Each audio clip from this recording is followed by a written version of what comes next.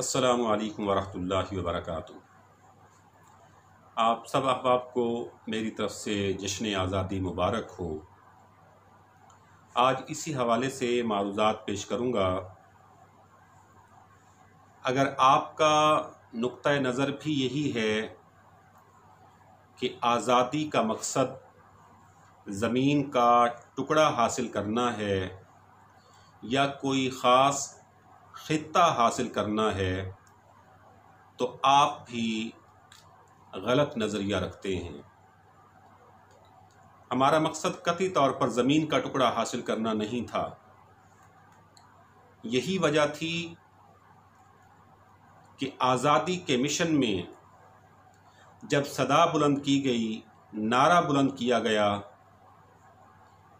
تو کہا گیا کہ پاکستان کا مطلب کیا؟ لا الہ الا اللہ۔ یہ تھا ہمارا مقصد، جس کو یکسر ہم بھلا چکے ہیں۔ میں اکثر اپنے احباب کو یہ کہا کرتا ہوں کہ ہم وہ لوگ ہیں جو واقعات تو یاد رکھتے ہیں، لیکن ان سے حاصل ہونے والے اسباق اور دروس کو بھول جاتے ہیں۔ اس سے سبق کیا ملا، اس کا مقصد کیا تھا، یہ ہم اکثر بھول جاتے ہیں۔ ہر مسلمان واقعہ کربلا کو یاد رکھے ہوئے ہے، بہت اچھی بات ہے۔ سب کو کربلا کے میدان میں جو مظالم امام علی مقام اور آپ کی عطرت پاک پر ڈھائے گئے وہ یاد ہیں، لیکن اتنی بڑی بڑی قربانیاں پیش کرنے کا مقصد کیا تھا، وہ سبق ہم بھول چکے ہیں۔ اور یہی رویہ پاکستان کے حصول کے وقت اور اس کو حاصل کرنے کے بعد ہمارا رہا کہ جو مقصد تھا اس ملک کو حاصل کرنے کا، وہ ہم یکسر بھول گئے۔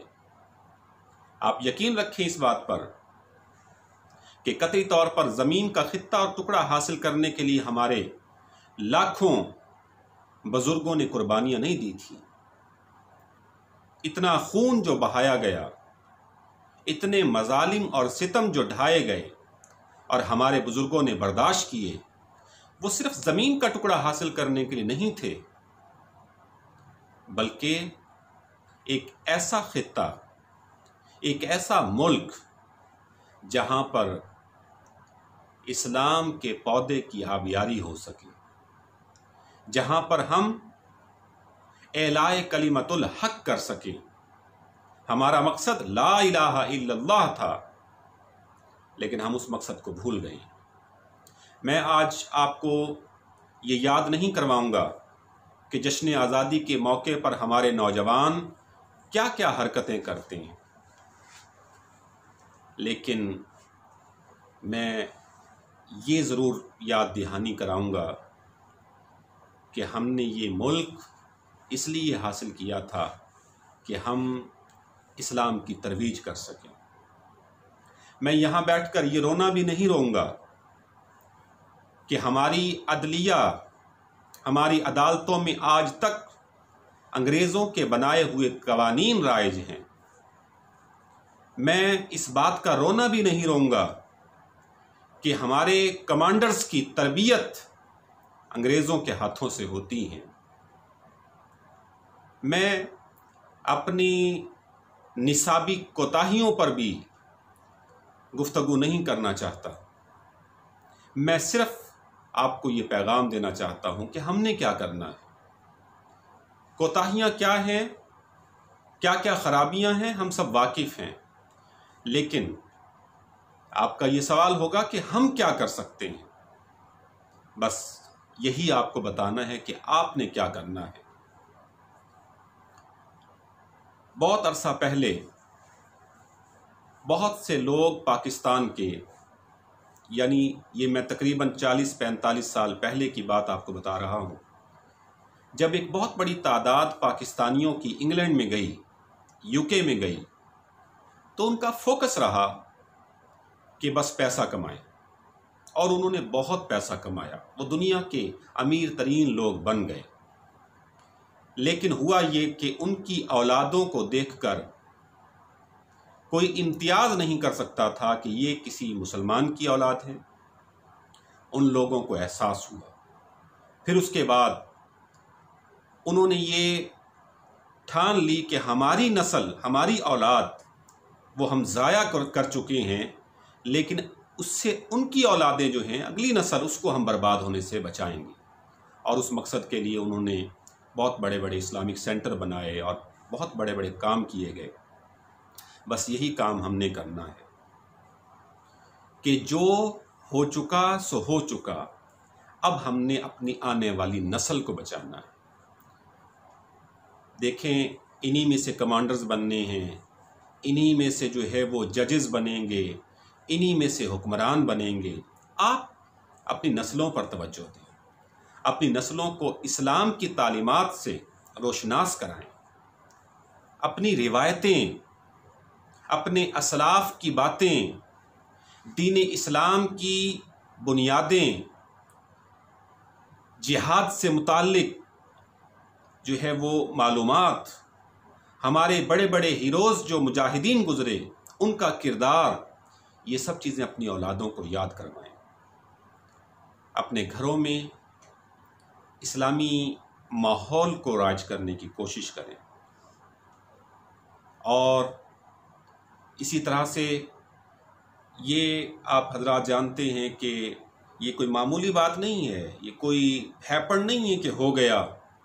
یہ بہت بڑی سازش ہے کہ ہمیں انگریزی تعلیم کے لیے مجبور کر دیا گیا ہے۔